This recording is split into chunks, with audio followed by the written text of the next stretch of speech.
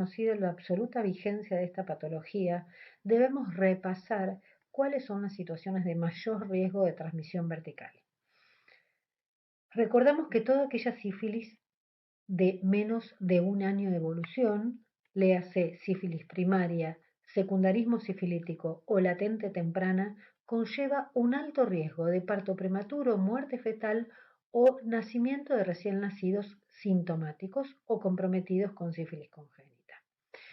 Pasado el año de adquirida la sífilis, sabemos que el riesgo disminuye en cada uno de estos escenarios, pero en ningún momento desaparece, por lo cual la constancia de un tratamiento materno es fundamental para poder descartar el riesgo de transmisión vertical.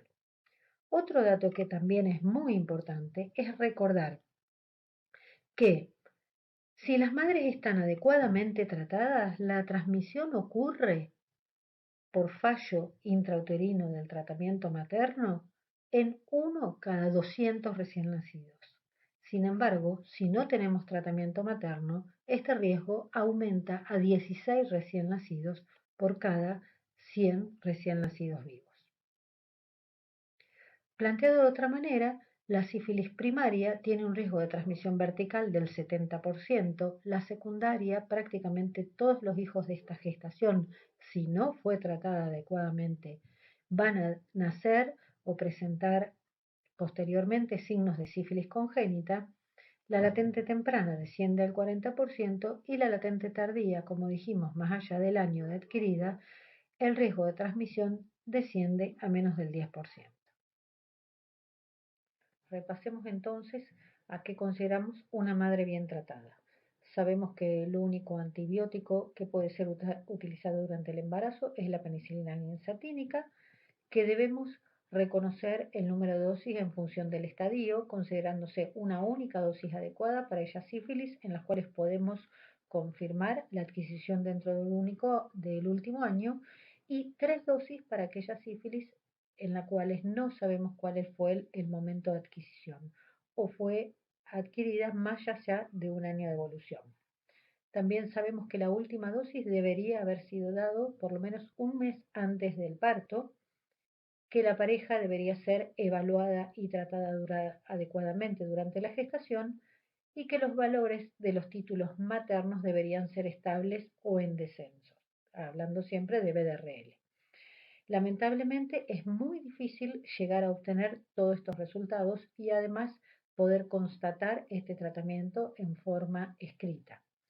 Por tal motivo, por hoy en el Ministerio de Salud y en el mundo se están revalorando estos parámetros y algunos centros, como puede ser el CDC o el Ministerio de Salud de Brasil, ya empiezan a plantearse que podría ser una alternativa tomar como tratamiento adecuado que la primera dosis sea dada antes del mes del parto y que con considerar que la embarazada no tiene signos ni títulos de BDRL que hagan sospechar una reinfección constatada, esto podría considerarse como parte de un tratamiento adecuado también y disminuir la necesidad de tratamiento en el recién nacido. Sin embargo, para nuestro ministerio hoy todavía esto no está en funcionamiento, así que debemos manejarnos con los parámetros previos o con un seguimiento muy cercano y asegurado en estos recién nacidos.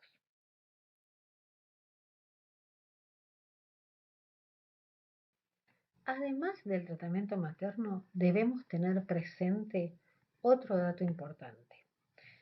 Existe el fallo de tratamiento fetal cuando la madre es tratada adecuadamente. Esto puede ser tan pequeño como el 2% de las gestantes, pero subir hasta un 14% de los casos.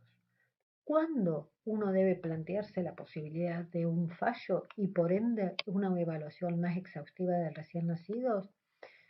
En aquellas madres que tienen sífilis tempranas de menos de un año de evolución, en aquellas gestantes donde el tratamiento se inicia con ya afectación ecográfica fetal o placentaria constatada y en el tratamiento tardío durante el embarazo, léase últimos 30 días de gestación. En estos casos deberíamos ser mucho más cautos en la evaluación del recién nacido.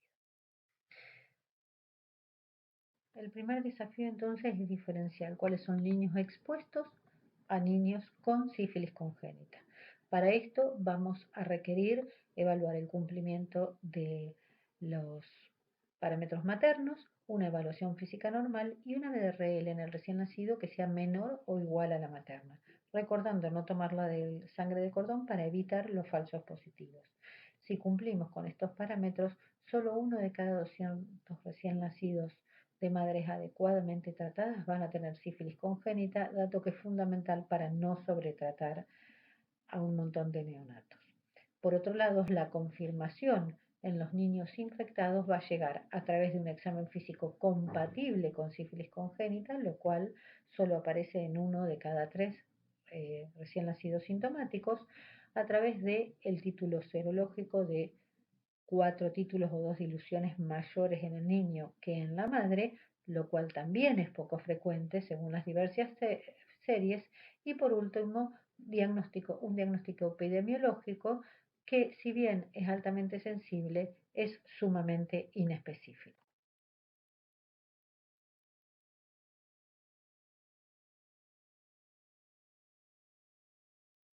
Parecería sencillo entonces diagnosticar una sífilis congénita precoz cuando estamos en presencia de un pénfigo sifilítico o cuando encontramos acompañando hepatoesplenomegalia o alteraciones óseas. Algo similar ocurre en aquellos casos donde los niños no son tratados o evaluados adecuadamente en el momento del nacimiento y pueden presentar síntomas a lo largo de sus primeros meses de vida, donde obviamente el espectro del diagnóstico diferencial se va ampliando. Entonces, ¿qué datos nos van a hacer pensar en sífilis congénita precoz? Lo primero, les pido presten atención en la línea de tiempo que está planteada en la parte inferior de la diapositiva. Fíjense que los primeros síntomas que van a aparecer, como el pénfigo o la periostitis que recién vimos, o el compromiso óseo, son los que podrían aparecer en los primeros días de vida y posteriormente se van a ir sumando todos aquellos signos que habitualmente se describen en la literatura. Gran parte de estos signos pueden ser visuales, como es un rash, una rinitis sanguinolenta, un pénfigo, pero muchos de estos síntomas hay que ir a buscarlo, como es el caso de un síndrome nefrótico, un compromiso óseo o una meningitis aséptica. Ahora bien, recuerden que la mayoría de estos síntomas pueden no aparecer hasta semanas o meses posteriores al nacimiento y que la mayoría de ellos van a manifestarse dentro del primer año de vida en aquellos niños que no reciben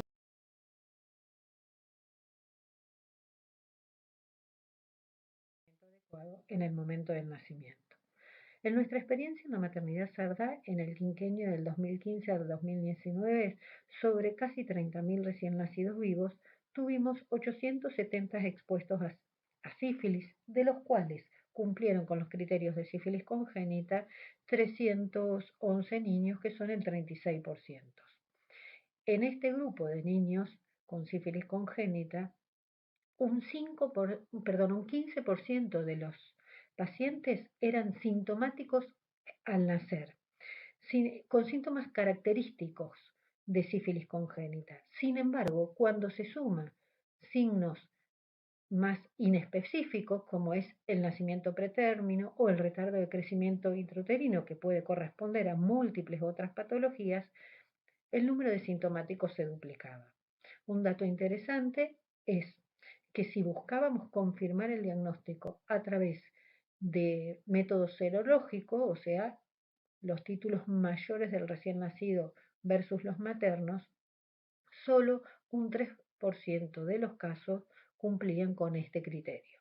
Entre estos niños, es un dato importante recordar también que el 50% de los pacientes sintomáticos presentó compromiso del sistema nervioso central. Veamos entonces qué ocurre con aquellos niños que no se diagnostican o tratan en el primer mes de vida. Para empezar, sobre este trabajo, publicado en septiembre del 2021, sobre casi 4.000 recién nacidos con diagnóstico de sífilis congénita, solo 67 lactantes se presentaron sintomáticos más allá de los 30 días de vida. Sí podemos ver que los títulos de BRL son significativamente más altos, que la edad diagnóstica es aproximadamente a los 2 meses en la mayoría de estos chicos, con solo 4 pacientes que presentan síntomas entre los 6 y los 8 meses de edad, que el examen físico anormal llega casi al 70% con un compromiso óseo más severo y un compromiso del sistema nervioso central más frecuente. También podemos ver, tal como hablamos al inicio, que en la mitad de los casos las madres habían adquirido la sífilis en el último año, pero sin embargo, en un 50% de los casos aproximadamente no pudo detectarse en qué momento fue la adquisición, pese a que más del 80% de ellas tenían controles obstétricos adecuados. El inconveniente se plantea en que la mayoría de ellos no habían recibido la eh, actualización de sus estudios serológicos.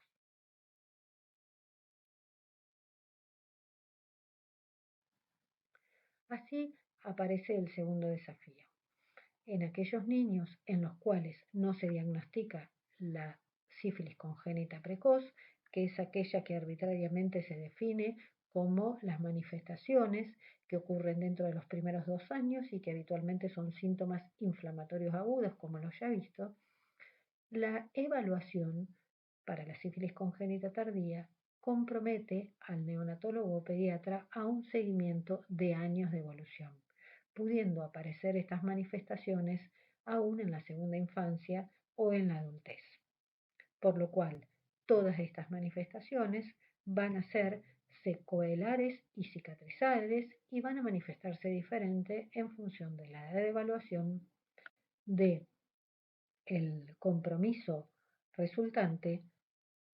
Vamos a saber también que la evaluación serológica, si bien va a tener títulos probablemente de anticuerpos treponémicos y no treponémicos positivos, estos pueden ir modificándose y descendiendo en el transcurso de los años y que si no tenemos una presunción diagnóstica oportuna, es probable que estos signos pasen desapercibidos.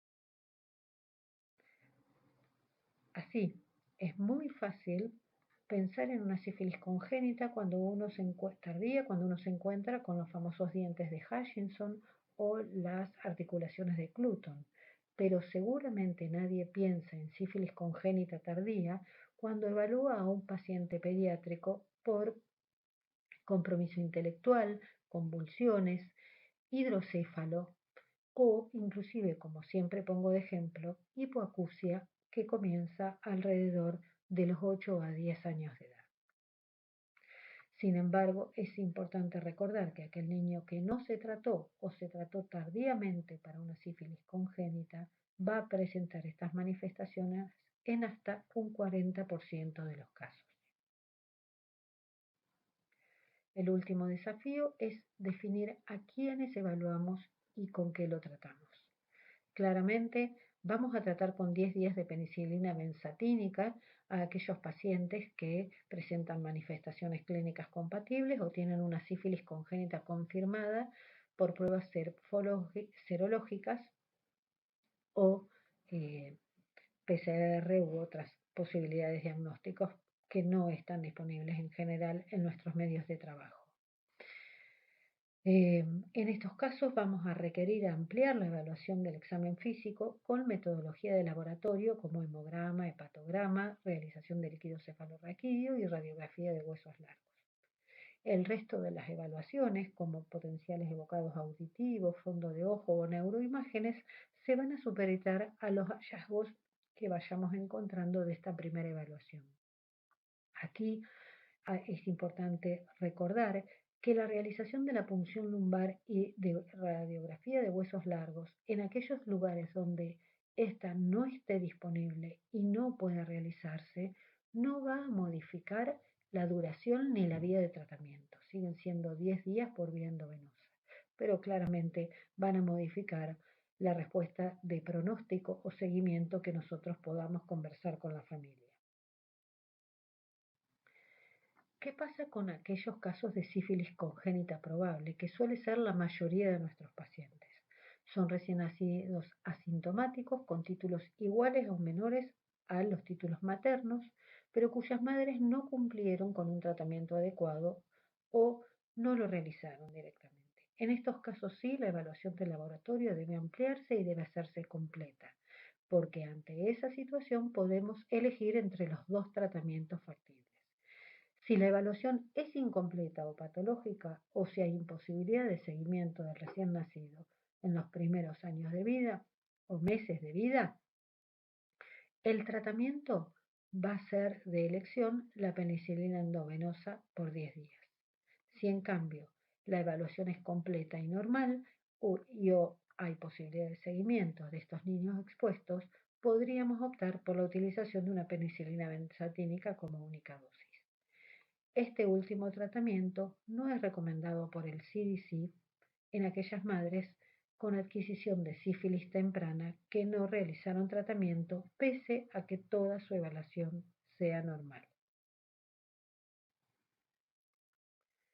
¿Quiénes son los niños con sífilis congénita menos probable? Claramente aquellos cuyas madres realizaron un tratamiento adecuado durante el embarazo sin evidencia de reinfección y el recién nacido es asintomático.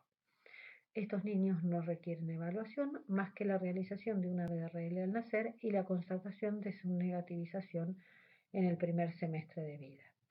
En algunos casos, algunos autores, cuando no pueden asegurarse el seguimiento durante los primeros meses, optan por colocar una penicilina benzatínica intramuscular. Los hijos de madre que fueron tratadas previo a esta gestación y que solo presentan una cicatriz serológica, solo requieren la constatación de la BRL negativa al nacer o a los 3 meses de vida y no requieren más evaluación ni tratamiento. Un pequeño comentario con respecto a aquellas madres cuyo diagnóstico de sífilis fue realizado a través del algoritmo reverso. ¿Qué significa esto? Madres con test rápidos para sífilis positiva o madres con pruebas treponémicas positivas, como es la quimioluminiscencia. En estas madres, obviamente se debe acompañar de la realización de una BRL, pero si esta es negativa, se recomienda que se repita 3 o 4 semanas posteriores para descartar la posibilidad de una infección reciente.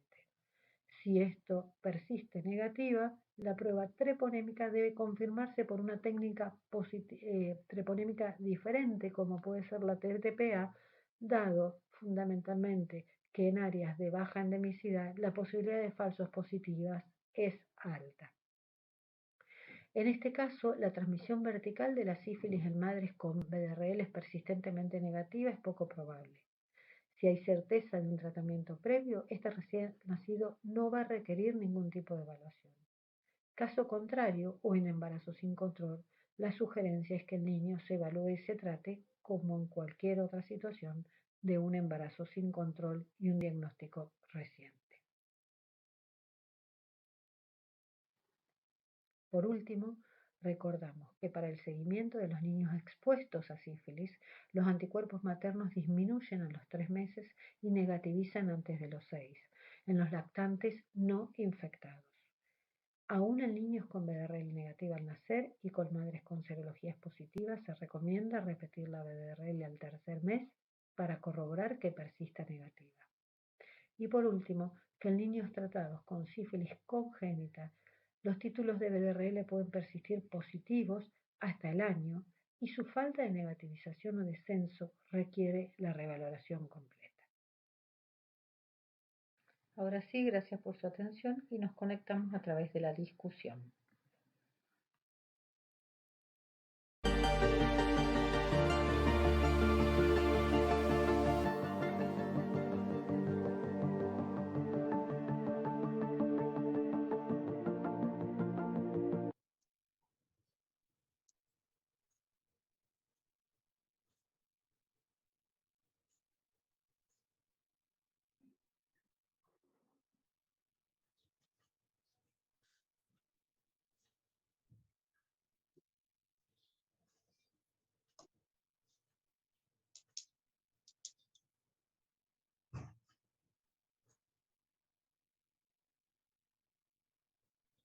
Perdón.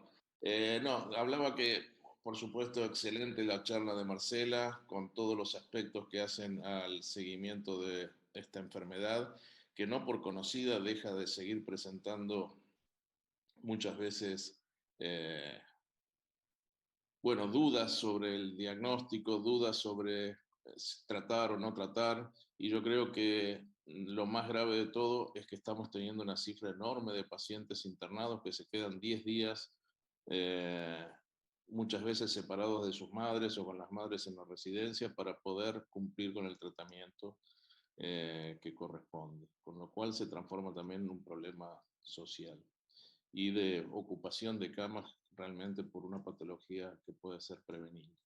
Bueno, estamos coordinando esta mesa con la doctora María Luz Galeano, que es también de la Maternidad Cerdá. Y ahora quisiera, antes de empezar con las preguntas del auditorio, aprovechar el panel reactivo de lujo que tenemos para que cada una de ellas haga su aporte y, o las dudas o comentarios o preguntas que crean pertinentes. En primer lugar, le voy a dar pie a la doctora María Eugenia Soler Monserrat, que como saben es del Hospital Gandulfo. Y bueno, adelante doctora. Hola, buenas tardes. Bueno, agradezco por tenerme en consideración, invitarme a esta charla. La verdad que la sífilis congénita nos da muchos dolores de cabeza, pero también no se deja de seguir en el tiempo. Y como decía la doctora Marcela, es impresionante lo que ha aumentado, el número de casos como aumentó. En nuestro hospital, desde el 2015 hasta la fecha, fue siempre, el aumento fue constante, no tanto la infección en embarazadas como la infección de los recién nacidos o los fetos. Y en el último año, intrapandemia, en el 2021, que se pudo volver a empezar, en 2020 no hay estudios, pero sí en el 2021, aumentó al doble el número del porcentaje de embarazadas infectadas y a un 19% por cada 1.000 recién nacidos vivos, la cantidad de niños expuestos o con sífilis congénita, que es altamente preocupante. Lo que se vio es que la media de diagnóstico de la embarazada es a las 17.9 semanas, pero entre el diagnóstico y el inicio del tratamiento es donde está el problema de la embarazada, que muchas veces llega hasta, muchas veces no, desde un día de inicio del tratamiento hasta 150 días. La media no es tan alta, es de 20 días, pero ha habido casos en el que no se ha llegado a tratar a la madre para poder tener un recién nacido sano. A pesar de todo esto, los recién nacidos, la mayoría nacen sin síntomas. O sea, hay el Neurolues hubo todos los años, pero siempre es constante. Y los síntomas clínicos que antes se veían mucho más floridos, ahora no se ven tanto. Una de mis preguntas, de las preguntas que nos hacemos y que la estuvimos hablando con la infectóloga, que lamentablemente ya no tenemos porque se fue a vivir a otra ciudad, era de cuál sería, si podríamos reducir el número de punciones lumbares para estos pacientes, los que estudiamos. Que está un poco, no está confuso, pero nos planteamos por cuántos niños es necesario punzar. Y lo que sí mucho disminuyó la internación y que realmente es un problema social, tener 10 días internados los bebés, es haber accedido a dar una dosis de penicilina benzatínica y desde nuestro lugar poder seguirlos en el tiempo a todos los pacientes. Sí, creo que nombraste una serie de factores que se relacionan entre sí y que son los que nos permiten cambiar la conducta. Por empezar, comentabas que si bien el acceso tardío de las embarazadas ya sea al sistema de salud o a obtener su resultado de BDRL es un dato importante porque estabas hablando de una media que es cercana a la mitad del embarazo, también vemos en gran parte del país que las embarazadas con diagnóstico están perdidas dentro de nuestra propia institución, no en sus barrios. Sí. O sea, en vez de hacer lo que refieren todas las recomendaciones nacionales e internacionales, que es que el primer efector de salud que se encuentra con una BDRL inicie inmediatamente el tratamiento y luego se toma la semana siguiente para o confirmar el diagnóstico o confirmar las dosis que esa paciente requiere, pospone, delega, deriva a la paciente, con lo cual el diagnóstico de la madre llega tarde. Y ese es el tratamiento, perdón. Y esa es la primer variable que a los neonatólogos y a los infectólogos le influye en el momento de tomar la decisión de internar o no internar al recién nacido. Porque obviamente toda madre que llega con el tratamiento adecuado, el niño prácticamente no requiere nada. Ahora bien, nos ponemos en el segundo escenario, que es aquellos niños cuyas madres no fueron adecuadamente tratadas. En este caso, como vos decís, la sintomatología sabemos que no suele presentarse al inicio del embarazo, pero puede aparecer tardíamente. También sabemos con el transcurso de los años que el compromiso del sistema nervioso central en un paciente que está asintomático, pese a ser un expuesto a sífilis y que pese a que pueda desarrollarlo, es significativamente bajo. Entonces, ¿en qué situaciones uno tiene claro que podría no realizar la punción lumbar? En dos situaciones que son casi extremas. Por un lado, en aquellos niños que, siendo sintomáticos o con alto riesgo, van a decidir recibir los 10 días de tratamiento. En esos niños uno puede no punzar al paciente, porque total sabemos que le vamos a dar el tratamiento adecuado. Igualmente, en este contexto debemos ser conscientes que lo que no podemos ofrecer, como dije en la charla, es el pronóstico a largo plazo a los padres. Pero la realidad es que en aquellos lugares donde la punción lumbar es una implementación muy compleja, si uno se asegura los 10 días de tratamiento no la hace. El otro extremo son aquellos niños que tienen menor riesgo de transmisión, que nacen asintomáticos, y que uno va a tomar la decisión de colocar una penicilina benzatínica. Si vamos a ir al concepto formal, las legislaciones actuales, las recomendaciones actuales, en realidad, todas plantean que si un niño va a recibir una penicilina benzatínica, debería ser punzado para descartar compromiso del sistema nervioso central, porque es precisamente el sitio donde el tratamiento no llegaría a ser efectivo. Pero en gran parte de estos casos estamos hablando de niños que no tienen un riesgo demasiado alto de infección. Obviamente nadie se plantea que no punzaría un niño cuya madre tiene una infección reciente en los últimos meses de embarazo. Pero muchas veces estamos planteando punzarnos niños con madres con cicatrices serológicas que no tienen constancia de tratamiento, o que por temas administrativos recibieron adecuadamente el tratamiento en nuestro centro y nosotros por temas institucionales no accedemos a esa constatación. Entonces, realmente en esos casos uno podría suplir la punción lumbar si se puede asegurar un seguimiento de por lo menos de 6 meses de ese niño. Entonces, así como lo planteaba el doctor, que esto conlleva una sobrecarga para la institución en cuanto a los días de internación y a la relación madre-hijo y a toda la dinámica familiar que implica tener un niño internado por una sospecha diagnóstica que requiere un tratamiento. La realidad es que si uno pudiera empezar a armar en su sector servicios de seguimiento de estos niños, equipos de seguimientos sencillos, neonatólogo, pediatra y un asistente social que pueda contactar o una red de sistema de salud que pueda convocar cada 2 o 3 meses a este niño a hacerle una BDRL, esa punción lumbar y esos tratamientos excesivos no se necesitan. Bueno, muy claro. Excelente. Muchas gracias.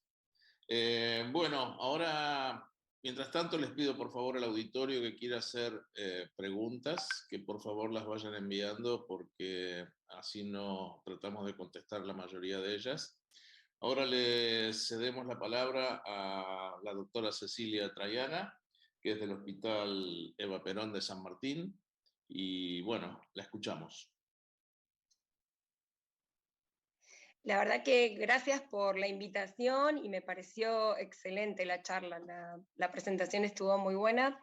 Y mi pregunta son dos preguntas. Básicamente, en el mundo que estamos hoy, ¿no? En el 2022, ¿cómo podemos prevenir esta sífilis tan importante y con tanta difusión, esto que vemos que cada año hay más casos? ¿Cómo usted cree, doctora, que lo podemos prevenir? Y por otro lado, en su charla usted dijo lo de considerar a las madres tratadas en otros lugares, que no es nuestro país. ¿Qué tan lejos estamos de considerar una sola dosis de penicilina como tratamiento efectivo para la madre? A ver, dos preguntas. Con respecto a cómo prevenir esta situación, creo que, o sea, primero tenemos que partir de las bases que es la educación sexual, ¿sí? Y de la publicidad, es una palabra que no es la adecuada, pero sí de propagar la información con respecto a la situación actual de las ITS, así como en su momento se logró con el VIH y la gente tomó conciencia y mientras le tuvo miedo porque los tratamientos eran complejos, se cuidó y realmente pudieron implementarse una serie de estrategias en la prevención. Creo que con el tema de la sífilis, primero, gran parte de la población está convencida de que no existe, que es algo que solo ocurría antes, ¿no? Como la tuberculosis y todas esas cosas. O sea, cero conciencia de situación actual. Entonces, me parece que ese es el primer paso, la información, la educación, y por otro lado, sí hay un punto del cual tenemos que hacernos cargos y es que como trabajadores de salud en nuestros equipos de trabajo la gente no toma dimensión de esta situación. En los distintos hospitales, quien no trabaja en una maternidad no tiene idea del problema que esto implica, ¿sí? Y del problema a largo plazo. O sea, maternidad me refiero a en contacto con embarazadas y recién nacidos, cualquiera sea el centro donde se trabaje. La segunda pregunta es ¿a qué distancia estamos? Bueno, la realidad es que formalmente no hay trabajos prospectivos a largo plazo, randomizados y que cumplan con todas las indicaciones puntuales para poder decir cuál es el tratamiento adecuado de la sífilis. De hecho, una dosis versus 3 o 2 dosis como se hacían antes versus 3 o 5 o 6 como han hecho cada centro, lamentablemente son esquemas arbitrarios, digamos, y requieren de largo periodo de seguimiento, razón por la cual en general en el mundo no se implementa. Así que yo creo que más allá de definir cuántas dosis son, tal vez en algún momento empecemos a pensar qué otras alternativas terapéuticas también hay que sean más sencillas y más adherentes, ¿sí? Como inclusive drogas por vía oral o alguna otra alternativa de ese tipo. Me parece que estamos más cerca de ese lado que de seguir bajando el número de dosis. Buenísimo. Muy bien, muchas gracias. Bueno, finalmente dentro del panel reactivo, nuestra querida Carolina de Science de la Maternidad Cerdá. Por favor, tu comentario, tus preguntas. Bueno, buenas tardes y para mí es un placer compartir la mesa con ustedes y haber escuchado a Marcela una vez más, que siempre es un placer. Y mi pregunta tiene relación con lo que preguntaba la doctora Traiana en estos cambios de paradigma de tratamiento materno, teniendo en cuenta el aumento de casos que hay a nivel mundial y la dificultad con el seguimiento de estos pacientes y la deserción, el impacto que pueda llegar a tener, si bien uno trata de simplificar el tratamiento, ¿cuál puede ser el impacto de esta simplificación en el seguimiento dificultoso del paciente y en el desarrollo de enfermedad después? Como por ejemplo una dosis a todas las madres. Sé que es una pregunta del futuro, pero ¿cómo ve usted, doctora, estos cambios y en el riesgo de infección posterior en estos pacientes? A ver, si te interpreté la pregunta. La realidad es que si uno lee las recomendaciones de países que no tienen nuestra epidemiología, tal vez, uno encuentra que una de las propuestas es ponerle benzatínica a todo niño expuesto en el momento del nacimiento, como si fuera una profilaxis post-exposición. Yo creo que antes de iniciar con la madre, de colocar a todas las madres, tenemos un paso previo básico que es empezar a testear desde la adolescencia a toda persona en edad reproductiva, ¿sí? La sífilis es parte de la vida cotidiana de cualquiera de los adolescentes en este momento. Las vías de transmisiones sexuales, bueno, son claramente conocidas y la transmisión vertical es la consecuencia sumada a el no diagnóstico a tiempo y obviamente un embarazo no evitado. Entonces,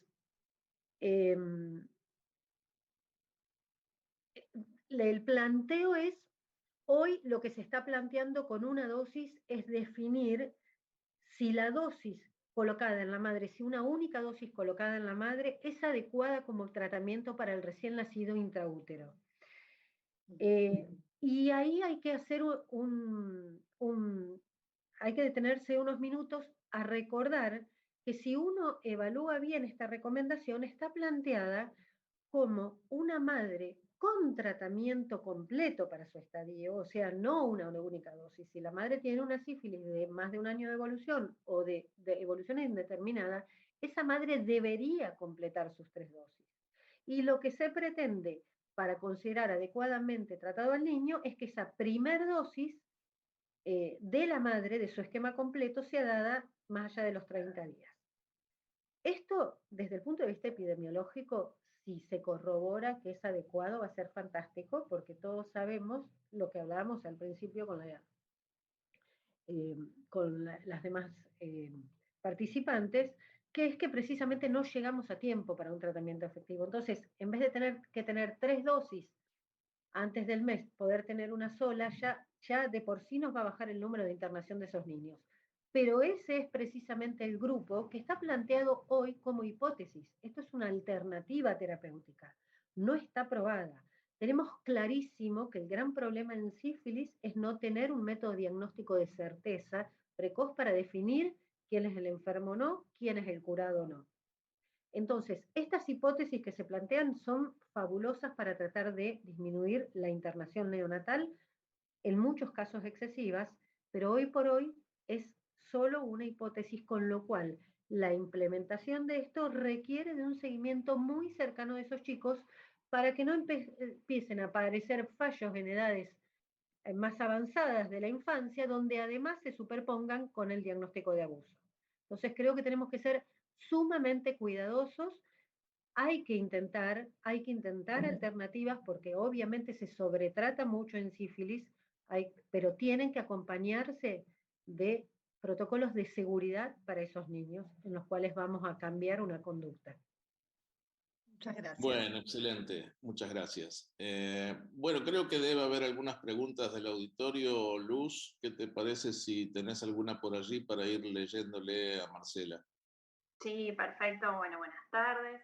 La primera pregunta que nos llega es ¿con qué periodicidad se realizan los controles de BDRL a los recién nacidos cuyas madres se las estudió con un esquema reverso presentando una prueba treponémica positiva y una BDRL negativa? La primera pregunta, antes que esa, yo le preguntaría al auditorio es ¿con qué se siguen esos niños? Porque el punto es así. Históricamente uno sabe que un niño expuesto a sífilis materna se sigue con BDRL porque las pruebas treponémicas son anticuerpos que pasan de la madre al niño y persisten positivos solamente por estar expuestos, aún en madres adecuadamente tratadas, durante 12 o 18 meses. Entonces, si nuestra BDRL en el niño es negativa y lo único que tenemos positivo es la prueba treponémica, demoraríamos 18 meses en poder empezar a evaluar ese niño.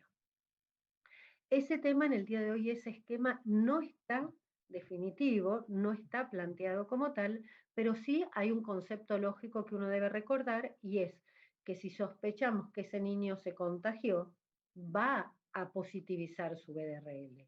Y como bien vimos en la clase, la mayoría de estos chicos aparecen o los síntomas o la respuesta serológica en los primeros 6 meses de vida.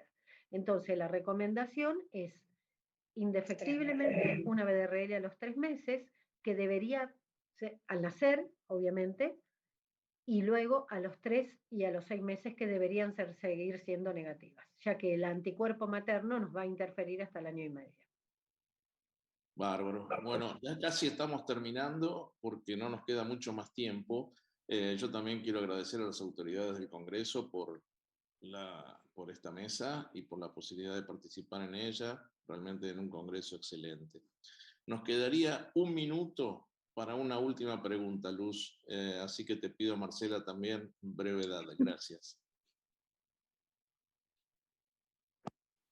Bueno, en orden de aparición, las siguientes preguntas son en cuanto a la penicilina benzatínica intramuscular, qué efectos adversos pueden aparecer con una dosis, y en relación a la penicilina G benzatínica, si tenemos experiencia en relación a ello y si se hace frecuentemente.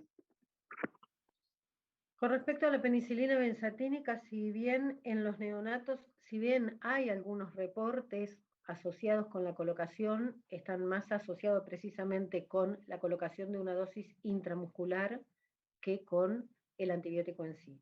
Nosotros la hemos usado en reiteradas oportunidades, el mundo la utiliza con mucha frecuencia y realmente hay muy poco reporte de efecto adverso preocupante. La penicilina endovenosa la usamos todo el tiempo para el tratamiento de los niños internados y tampoco tenemos efectos adversos significativos, realmente. Bien, gracias. Quedan unas cuantas preguntas, pero lo que no queda es tiempo. Así que lo que vamos a hacer es pasarle a la doctora Ortiz de Zárate las preguntas para que ella las pueda contestar personalmente. Bueno, muchísimas gracias a todos los participantes, especialmente a la doctora Ortiz de Zárate. Y bueno, los dejo con el resto del Congreso. Muchas gracias. Gracias a ustedes. Gracias. Chao, gracias. Chao, gracias. Gracias.